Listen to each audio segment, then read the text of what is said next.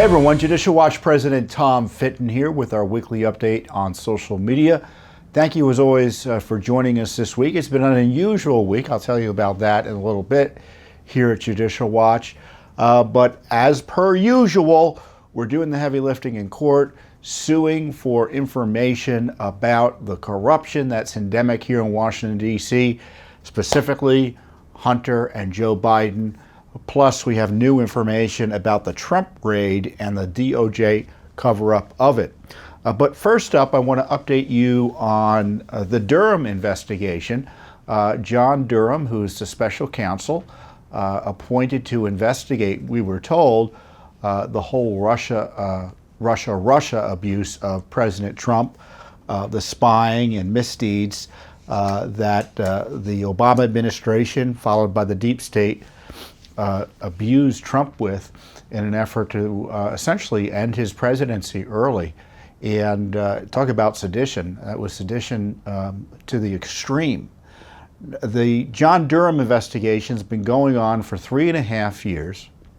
There's been 3 prosecutions. The first prosecution was of a FBI lawyer who changed evidence as part of the FISA warrant process that you've heard about. He pled guilty. It was handed to Durham on a silver platter by the Department of Justice Inspector General, meaning that the Inspector General had uncovered the misconduct, and it took Durham, I think, 2 years plus to figure out or to get this case resolved with a plea deal that resulted in no jail time for this FBI lawyer who abused his authority to target President Trump and other innocent Americans. So not an auspicious start to the Durham effort. Secondly, he had a subsequent investigation / prosecution of Mr. Sussman. Sussman was Hillary Clinton's campaign lawyer, one of the top 2, who went to the FBI with false information about President Trump, and I think there were computers in Trump Tower, and they were trying to make the argument that we're somehow connected to the Russians. And it was all garbage. But on top of that, he said, well, I'm just here because I'm a citizen, it was alleged. And when in fact he was there on behalf of the Clinton campaign, Durham alleged. And that's why he prosecuted Mr. Sussman for misleading the poor FBI, who had no idea where he was coming from. In fact, it was pretty obvious where he was coming from, and that's the problem Durham ran into, and the jury acquitted the guy. So you have a plea deal that results in a slap on the wrist. You have an acquittal, and now you have the third trial or third prosecution that's going on. Supposedly it's the end-all and be-all of the Durham investigation, meaning there's going to be no more prosecutions. All we're going to get is a report. And this prosecution is of Igor Danchenko. Mr. Danchenko was the subsource for the Steele dossier, meaning that Christopher Steele, who worked for the Clinton campaign, had Danchenko write some of this material that he just made up about President Trump, or then candidate Trump. And it was obvious in this dossier that it was made up. It looked ridiculous. It looked fanciful.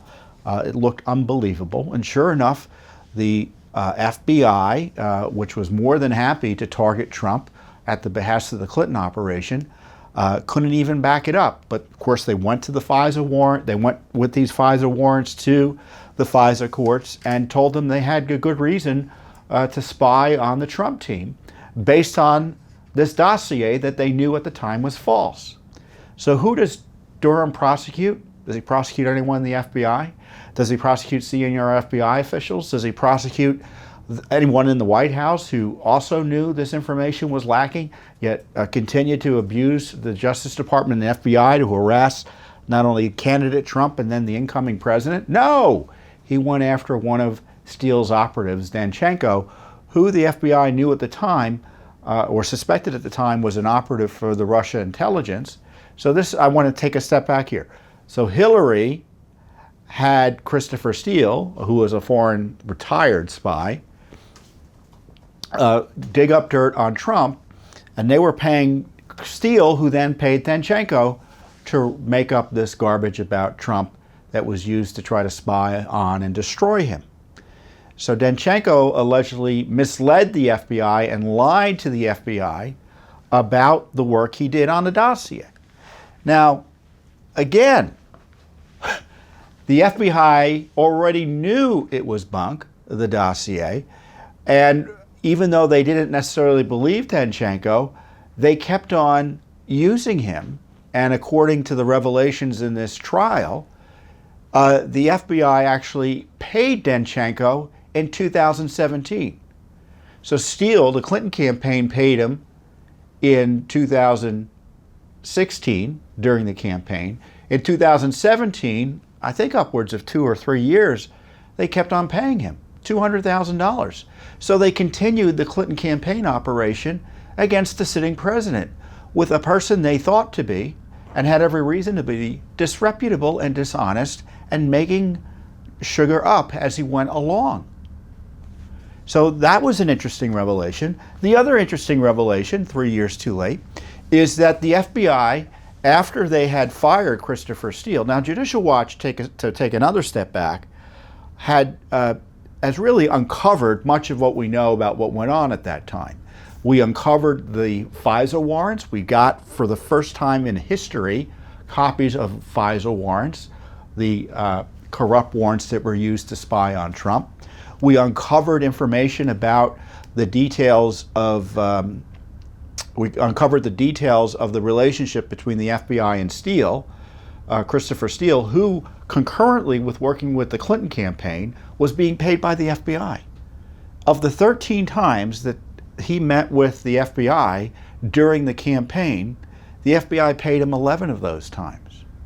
And then we uncovered that they were unhappy with him, the FBI was, because he was leaking what was going on. And what did they do?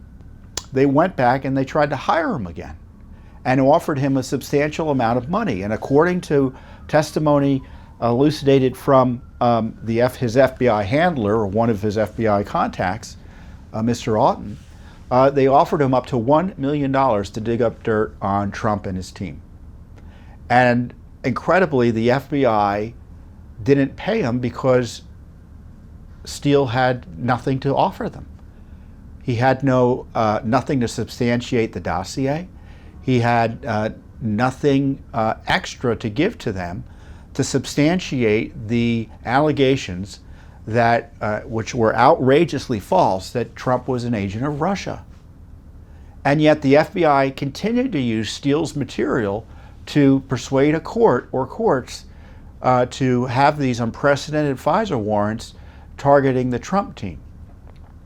So does that sound pretty outrageous to you? It sounds outrageous to me. Now, of course, we already knew they had offered money to Steele again just before the election, up to $1 million. We didn't know the number. Of course, we're only finding out the number 3 years after the fact. We knew they offered him a lot of money. I mean, why did Durham take so long? It's really inexcusable. And we're also finding out that another handler of Danchenko told Danchenko to delete information from his phone about his contacts with Steele and his contacts with the FBI, meaning delete evidence. And why is it, after all of that information detailing, in my view, criminal activity by senior FBI officials and agents, is Danchenko the only one on the dock? And I think that's what a jury might be asking. And it's very interesting to me that Durham seems to be putting the FBI on trial here as much as Danchenko, and I don't know how a jury's going to handle that. We'll know soon, because probably by the time you see this video, maybe not today, but if you're seeing it again next week, we'll have a verdict in. And then we're going to be waiting for a report. And everyone's excited about the Durham report. Well, I'd be interested to know what he came up with, because a lot of what he's doing is following on Judicial Watch's work. He was hired 3.5 years ago, 3 prosecutions, one which was a wash in my view, one which was a failure, and the other, in my view, just scratched the surface. This one now. We've gotten some information from Durham in the meantime, which is important, but further highlights Durham's failures. So, for instance, in the Sussman investigation, and during that trial, we found out that they were spying on Trump likely using Defense Department resources. Judicial Watch uncovered that as well through our FOIA work. So why isn't anyone on the dock for that other than Sussman? Has Hillary been questioned by Durham before a grand jury? This dossier that is becoming, again, even more clear, everyone knew was a lie, was used by James Comey, the FBI director under Obama, who was fired subsequently by Trump, rightly so. Just in the last days of the Obama administration, there was this this infamous meeting at the Oval Office that included Susan Rice, James Comey, some others I'm probably not remembering, but Obama and Biden. And they talked about the fact they really had nothing on Trump with respect to Russia. But they also talked about the fact that Comey was going to go confront Trump and try to entrap him, it looks like, with this dossier that he knew was a lie. So the idea that these lower level guys are the only ones targeted by Trump, or excuse me, by Durham, to me, and I'm sure it is to you, is infuriating. And I tell you, we didn't need a special counsel to write a report. We could have an IG write a report. Heck, I'll write you a report. I mean, much of what I'm talking about is in my most recent Judicial Watch book, A Republic Under Assault. I encourage you to read it. Durham hasn't added much more to the information we have in there. But you had just the Justice Department and Bruce Orr working with Christopher Steele, the Clinton operation. We uncovered, and the IG uncovered, that the FBI had told Christopher Steele about their investigation of Trump. Steele was working for Hillary at the time, so of course Hillary leaked that. So they're essentially leaking to the Clinton campaign just before the election. They were targeting Trump with an outrageous and outlandish spy operation. So what are we talking about this week in Washington, D.C.? Of course, it's January 6th. So that's the establishment's response. They'd rather talk about a disturbance that lasted one day and then use that disturbance as a reason to try to intimidate anyone from exercising their First Amendment rights related to election integrity, rather than get justice for an FBI and Justice Department that actively interfered not only in the election of 2016, but in the transfer of power, saddling Trump with this investigation that they knew there was no good faith basis for. And of course, Mueller also knew all of this was a lie, and he would have harassed Trump until the end of time if Trump hadn't fired Sessions, gotten Barr in, and Barr saw it was up and fired him, or told him he needed to end the investigation. So I don't know what's going to happen with this Danchenko investigation, this Danchenko trial. I gave you some of the highlights. It's going on as we speak, but it's expected to end early next week, and then Durham's going to give a report. Obama, Hillary, Brennan, Comey, McCabe, Strzok, Page. Think of all the others involved in this criminal enterprise against Trump. None of them have faced any consequence from Durham or anyone in the Justice Department. It's a complete failure of our justice system, and Trump remains a crime victim, and the crimes are largely going to go unpunished. And that's the truth of it. And if I were running Congress next term, I would be bringing in all these people in to put them under oath in the least. Because certainly the Justice Department is never going to do the right thing. And at least you can get some more accountability from some hearings and investigations. Because as far as I'm concerned, the FBI and the Justice Department can never be trusted again. And should not be trusted right now to prosecute a jaywalking crime, let alone anything politically sensitive. So Judicial Watch continues to try to get information about what's been going on here, and I'll talk about that in a little bit. But before I do, I'd be remiss in not mentioning the January 6 hearings this week, which were a sad little affair.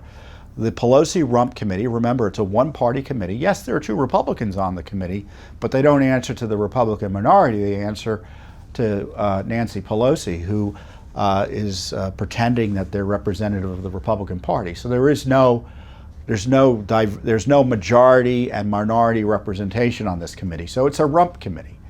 And they held a show earlier this week, and they mentioned me. Talk about a sad little committee hearing. They mentioned me. They mentioned Judicial Watch for my alleged email to President Trump or the White House talking about what he might say on Election Day, given the controversies at the time. And I'm not going to waste my time addressing the committee's attack there. But what I felt was most interesting is they have nothing.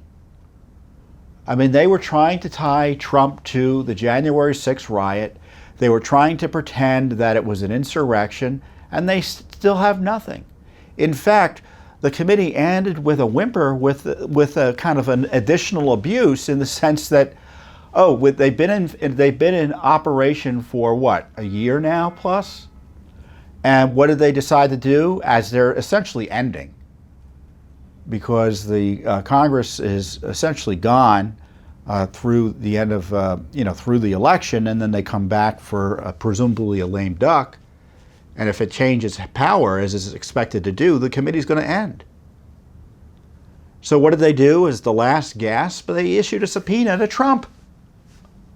Another wild abuse of power. So it was unlikely he'll testify. He'll probably fight the subpoena based on separation of powers concerns. Now, you may hear that phrase, separation of powers, and not kind of figure out what is meant there. And I'm sure, the liberal media doesn't really care about the abuse. But let me explain to you what the issue is. Congress has its prerogatives, and the presidency has its prerogatives under the Constitution. And just like the president just can't haul in members of Congress and start questioning them under oath willy-nilly, the same goes for the President of the United States. And that power presumably extends past his presidency. Because if you can harass former presidents as soon as they get out of office and start questioning about everything they did as president, what good is it to be president if you don't have any prerogatives that remain valid after you leave? So that's going to be obviously a constitutional battle. But what I think is interesting is, because I don't know how it will turn out, because maybe he will be required to testify by the courts. The courts have been anti-Trump on virtually all these constitutional issues, I think wrongly so. So I don't know how it will turn out if push comes to shove in the courts. But if that's the new rule, I think it will be very interesting for Republicans, if they so choose, and I would so choose, to issue a subpoena to Barack Obama. And they can question him about his spying on Trump. They can question him about his IRS abuse. They can question him on his lies about Obamacare. They can question him on Benghazi. They can question him on Fast and Furious. Am I missing any scandals? I'm sure I am. Solyndra, other things like that. What has he been doing recently? All bets are off now. Maybe we can bring in Bill Clinton and question him on his corruption from his presidency. But, that's the abuse of power that is now. Is that the new rule? Is it new rules in the House? You just call in anyone you don't like? Evidently, that's true. And the question for Republicans, if they take over, are they going to punish those who abuse power, or are they just going to exercise the power that's been previously abused and say, well, this is the new rule? Now, the least I would do if I were the Speaker, I would deny the members on that committee any access to any committees in the next Congress. So Benny Thompson, Adam Schiff, Jamie Raskin, Zoe Lofgren, all of whom abuse power, to target the political enemies of not only the Democratic Party and liberalism generally, but President Biden. They can't be trusted with power again, and they should be denied committee slots. That's the least that can be done. And have ethics investigations in addition to their abuses here, where they were taking information from American citizens and leaking them. I mean, they leaked an email I sent to President Trump. They put it out there. They never asked me about it. And of course, they would never have gotten the email if Joe Biden didn't abuse his authority to turn it over to him. Because typically, presidents, when they get advice from outside or even inside the administration, that advice is privileged. But Biden said, no, none of this is privileged. None of the rules that used to apply to presidents is going to apply to Trump. So as a result, the January 6th committee attacks me and Judicial Watch, and obviously it's all about getting Trump as well. I don't want to overstate it. So, you know, that's what's going on here. I mean, we've got abuse of power, targeting opponents of Biden, evidence in federal court showing Trump was victimized by these agencies that are now still being used to target Trump and supporters of Trump and people who are seen as by Biden's operation as needing to be suppressed. So our republic is under attack, that's for sure. And the rule of law is under attack. And Judicial Watch, per usual, we're not going to back down. You can mention my name all you want. You can mention Judicial Watch's name all you want in sham January 6th committee hearings. And we're not going to back down. I mean, you had, on top of it, you had this video of, for instance, that was released by CNN, coordinated obviously with the January 6th committee, a video created or a film created by Nancy Pelosi's daughter, who is an actual filmmaker, documentary, and she happened to be there on January 6th. And they think the video makes Nancy Pelosi look good when they have her. This is what is a edited video. Can you imagine what the real video looks like? The edited video has Nancy Pelosi talking about wanting to punch out President Trump and how she'd be proud to go to jail over it. Crazy stuff. That's their idea of what makes them look good. Threatening to physically assault the President of the United States and then putting it out there like it's a positive thing. Which raises the question, what other videos are there? Of course, Judicial Watch is in court over January 6 videos by Congress, that Congress has. The 14,000 hours of videos, hundreds of emails about security. So they're hiding all their emails, hiding all their videos, the Pelosi Congress is, while her Pelosi 1-6 rump committee leaks my emails. Judicial Watch's material. Is that in retaliation for our criticizing the committee? Is that in retaliation for our suing them? You can draw your own conclusion. And speaking of abuse, Judicial Watch has been the leader in highlighting the abuse of Trump over these documents, the document issue, the fake document issue that the Biden gang came up with as a pretext to raid the former president's home. An unprecedented, abusive, in my view, illicit raid. As I've just talked to you before, and this is something else that is driving the left crazy. They mention my name all the time on this. That Judicial Watch had sued for similar records that Bill Clinton supposedly had. He had kept tapes where there were tapes related to his presidency where he was being recorded talking to foreign leaders, inherently classified stuff. We thought, well, the Presidential Records Act applies to that. And we sued. And the Justice Department, the same gang running the National Archives, said no. We can't get them. Not only can't Judicial Watch get them, but we can't even get them. The Justice Department lawyer went and told the court in open court, I had the transcript, I read it. The president has these records after he leaves office. They're presumably personal. And so when this noise started happening earlier this year about these records, these so-called presidential records, Trump was persuaded to return. I thought, what's going on here? These aren't presidential records. They're personal records. Why did the Justice Department change their position? Why were they ignoring law? Why were they ignoring precedent? The court told us no one can second guess the president's decision making here. So they set Trump up and persuaded him to return documents, convinced his lawyers that to call them presidential records when in fact at best they were personal records he was voluntarily disclosing to them, and then used that as a justification to raid his home. Outrageous abuse of power.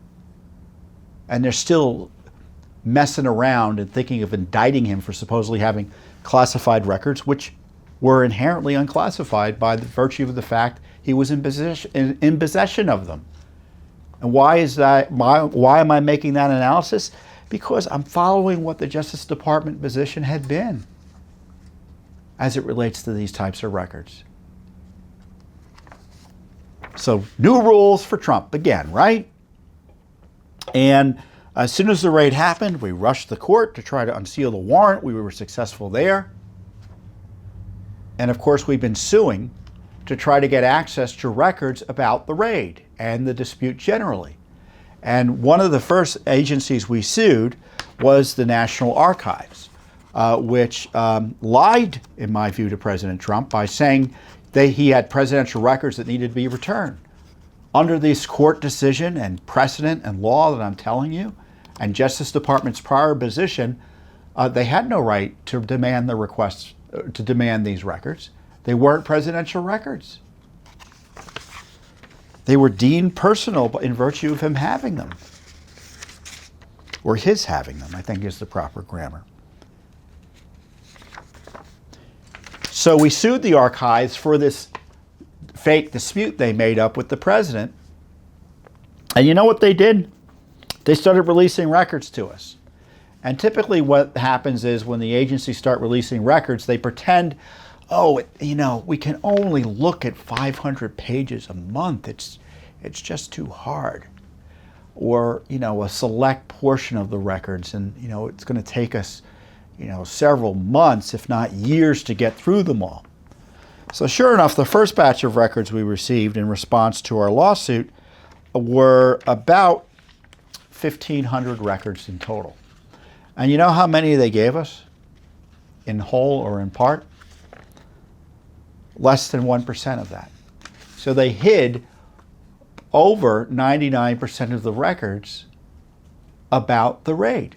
Now this is the National Archives that their position is we got to have all these records from President Trump because the American people have a right to know what their government's been up to.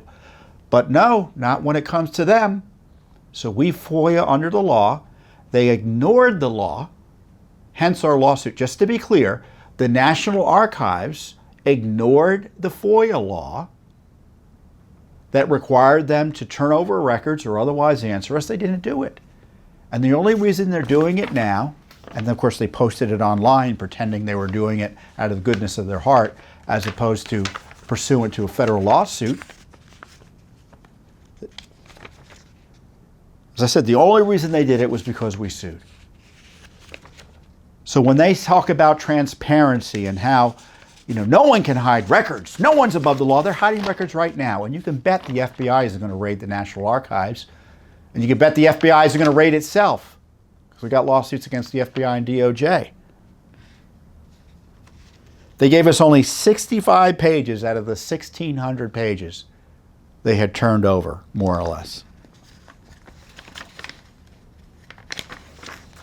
We wanted all records regarding referral from NARA, the National Archives and Records Administration, to the Department of Justice regarding the records management procedures of former President Trump.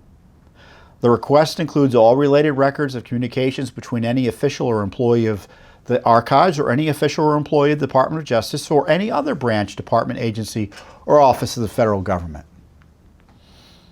Like the White House. All records regarding the retrieval of records from President Trump or any individual or entity acting on his behalf by the National Archives and the Records Administration. This request includes related records of communications between any official or employee of NARA and President Trump or any individual or entity acting on his behalf. So not a lot of records, right, in theory. So what are they hiding? They're hiding virtually all of them. In response to the first batch, they found 309 pages, but only released 11 pages. So that was, there were 309 pages, at least initially, of records of communications with the Justice Department. Only 11 of them have been released to us. In the second batch, essentially the communications with President Trump and his team, they found 1,300 pages, but only released 54 of those pages to us. Now, what did they release to us? We put them online. We have a link in our press release. I don't know, they're on our site, or did we link to the archive site? I don't remember. They released a few pages of correspondence with Congress, much of which has been released before, and a new email with President Trump's representatives in which the archives asserted alleged authority over records in Trump's personal possession. So when we say alleged authority over records in Trump's personal possession, what I mean to say, if I were writing this and just personally, they lied to Trump about records in Trump's personal possession. They suggested to Trump they weren't his when in fact they were. And if I were Trump to this day, I would say to the courts, and his team hasn't said this as directly as they should have, I think, I would say all those records are mine and I want them all back. Because under the law, I get to choose what are presidential records and what are personal records. And under the prior Justice Department decision, I really don't have to do anything other than take them with me. And if they're with me here, they're personal records.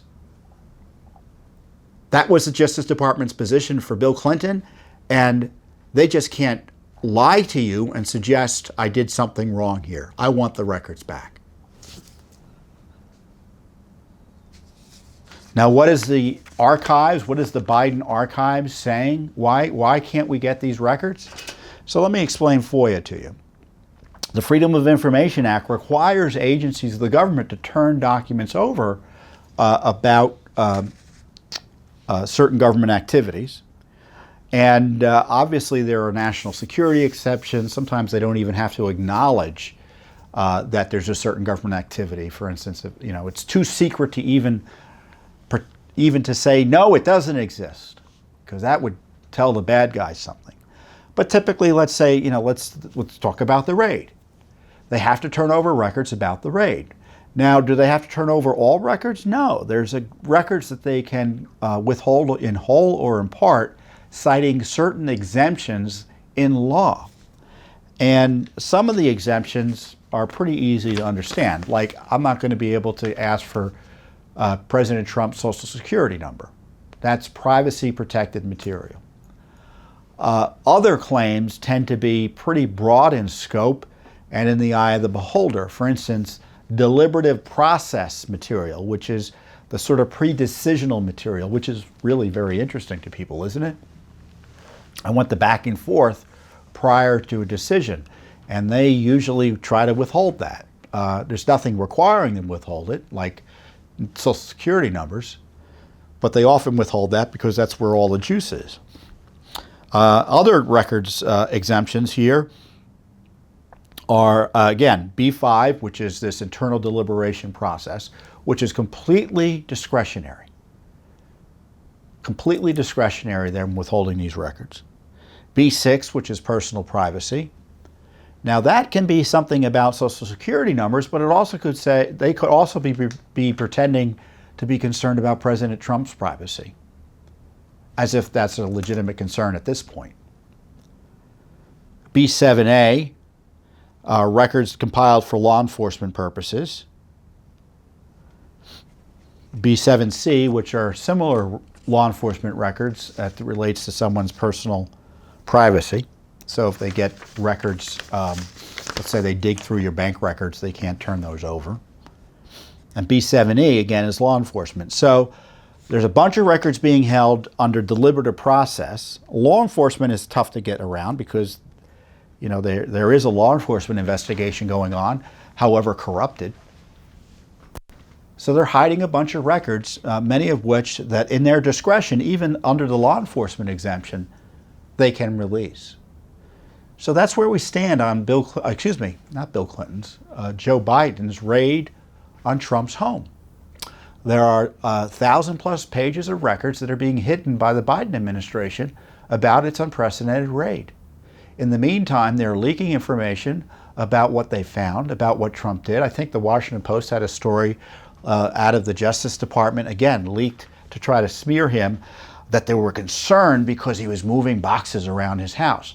So now, according to the Justice Department, moving boxes around your home is evidence of a crime. That's where we are with this crazed Justice Department.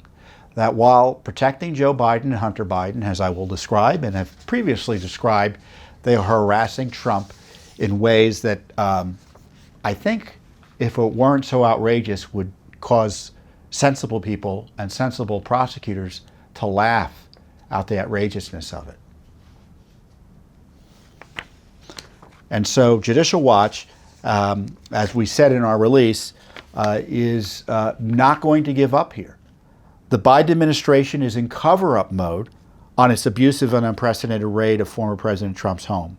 The archives pretends to be concerned about public access to public information, while unlawfully ignoring FOIA law and using a myriad of excuses to hide records about its manufactured dispute over the Trump records. So they're all liars when they say they're concerned about transparency. They're enemies of transparency. How do we know? Because we're suing them in court over it. So as I've previously observed, on the one hand, you have this outrageous abuse of President Trump.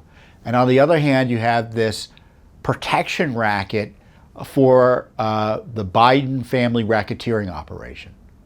So it's a racket in protection of a racket. And Judicial Watch has been investigating the Biden family corruption issues like no one else has. Well, frankly, I don't think anyone else really is that you can rely upon. And so we have obvious FOIAs out there that have also already produced results. But we also are always sending out additional FOIAs and preparing for additional lawsuits. And most recently, we just sued for records of possible FBI obstruction of the Hunter Biden / Joe Biden investigation that should have been underway years ago.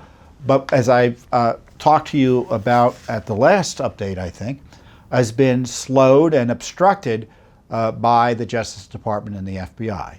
The long and short of it is they know Hunter committed crimes, but they don't want to prosecute him for obvious political reasons, namely Joe. You know, and I often complain about Congress not doing their job, but I have to hand it to Chuck Grassley, who's always been an intrepid investigator, he and his staff, and Ron Johnson, senator from Wisconsin, who's been doing good work on this too. They've been riding herd as best as they've been able to on the Justice Department and the FBI, and they've had whistleblowers come to them who've exposed the corruption behind the obstruction of the Biden investigation. We've been talking about how they had the Hunter Biden laptop since at least December of 2019 and sat on it. And these whistleblowers came forward and said that you had top FBI officials, including this gentleman, Mr. Auten, A-U-T-E-N, go in there and try to bury the Hunter Biden information with a fake analysis suggesting that there was no there. And as a result, it was largely shut down just prior to the 2020 election. So more, if true, alleged FBI election interference. So this is what Grassley wrote to Garland and Wray in July about this scandal. I talked about these whistleblowers, and he said, the information provided to my office by these whistleblowers involves concerns about the FBI's receipt and use of derogatory information related to Hunter Biden and the FBI's false portrayal of acquired evidence as disinformation. The volume and consistency of these allegations substantiate their credibility and necessitate this letter. First, it has been alleged that the FBI developed information in 2020 about Hunter Biden's criminal, financial, and related activity. It is further alleged that in August 2020, FBI Supervisory Intelligence analyst Brian Auten, again, he just testified in the Durham investigation, the Durham trial, opened an assessment which was used by an FBI headquarters team to improperly discredit negative Hunter Biden information as disinformation and caused investigative activity to cease. Based on these allegations, verified and verifiable derogatory information on Hunter Biden, I would add Joe Biden, was falsely labeled as disinformation. The basis for how the FBI headquarters team selected specific information for inclusion in Auten's assessment is unknown. But in more than one instance, the focus of the FBI headquarters team's attention involved derogatory information about Hunter Biden. Accordingly, the allegations provided to my office appear to indicate that there was a scheme in place among certain FBI officials to undermine the derogatory information connected to Hunter Biden by falsely suggesting it was disinformation. Importantly, it's been alleged to my office that Auten's assessment was opened in August 2020, which is the same month that Senator Johnson and I received an unsolicited and unnecessary briefing from the FBI that purportedly related to our Biden investigations, and a briefing for which the contents were later leaked in order to paint the investigation in a false light. So what they did was they pretended there was nothing there, and according to this letter from Grassley and whistleblowers, they went and briefed Senators Johnson and Grassley in a way as to suggest, there's really no legitimacy to any of these concerns, which was then quickly leaked by Democrats on the Hill. I mean, talk about collusion and conspiracy. And then Senator Johnson followed up with another letter to not only Garland and Wray, but to the Inspector General of the Justice Department. Senator Grassley sent a letter to the Department of Justice and the FBI revealing information that may confirm what I've suspected for years. There was a scheme in place among certain FBI officials to undermine derogatory information connected to Hunter Biden by falsely suggesting it was disinformation. As he describes the briefing, on August 6, 2020, Senator Grassley and I received a briefing from the FBI, which we always assumed was a setup to intentionally discredit our ongoing work into Hunter Biden's extensive foreign financial entanglements. Indeed, months after that briefing, which was not specific and unconnected to our investigation, it was leaked to the Washington Post, who reported on it and tied it to, quote, an extensive effort by the FBI to alert members of Congress that they faced a risk of being used to further Russia's attempt to influence the election's outcome. Okay, so let me translate that, folks. You're investigating Hunter, it means you're a Russian agent, senators. Where'd you hear that from before? It's Trump all over again. Lie, lie, lie about your political opponents, or in this case, opponents of Joe Biden potentially, who have information about corruption involving his family and him, by falsely alleging that you're part of a Russian disinformation campaign. That's what the Democrats ran with. I don't you remember that? I do.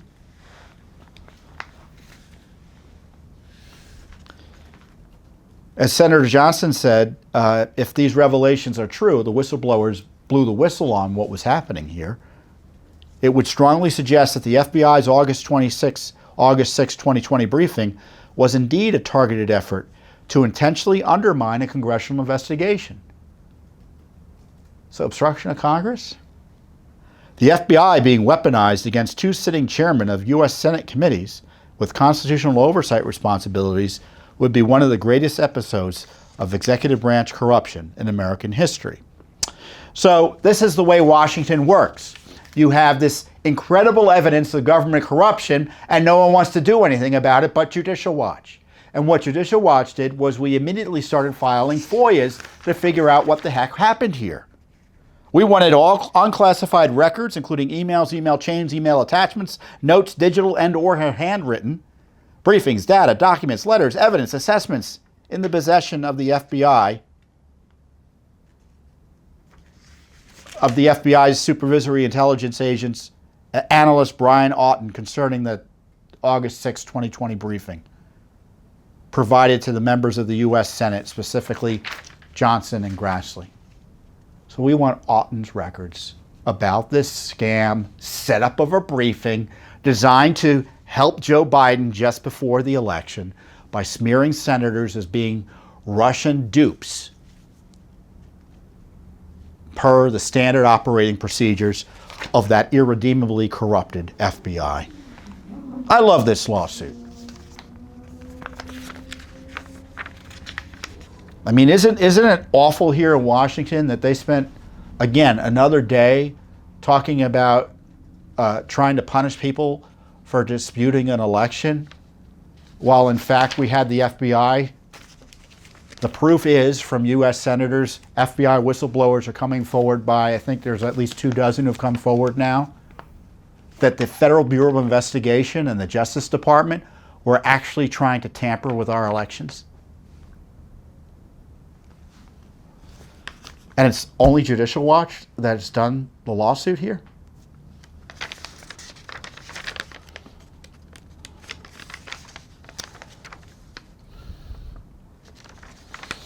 Now, Auten, as I said, he testified in this Durham trial. He's the one who knew about the offer of $1 million to the Clinton campaign, the Clinton gang spy, Chris Steele. He knew the dossier was bunk. And then when he got smoking gun evidence of Hunter Biden, according to his whistleblowers, he tried to suppress it.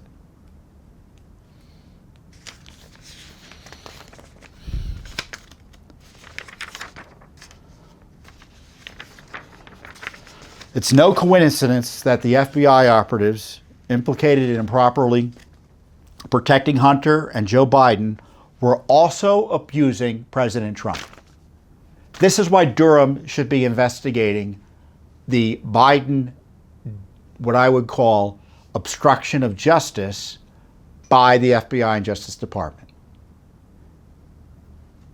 Because you have to look at the motives. Why were they targeting Trump? Because they wanted to freeze the Justice Department from investigating Biden. They wanted to freeze the Justice Department from doing what was necessary to investigate Hillary Clinton. Motives, folks.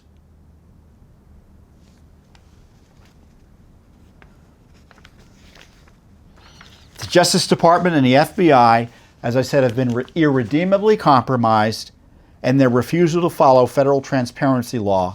Again, we've asked for these records under the law. And the Justice Department and the FBI, which will throw you in jail for violating the law, is currently violating FOIA law. And we're in federal court against them. So what's happening? We're getting attacked by Congress. We're getting attacked by the Pelosi Congress. That's why they attack us, because we're truth tellers. And we refuse to back down in pursuit of accountability for corrupt government officials.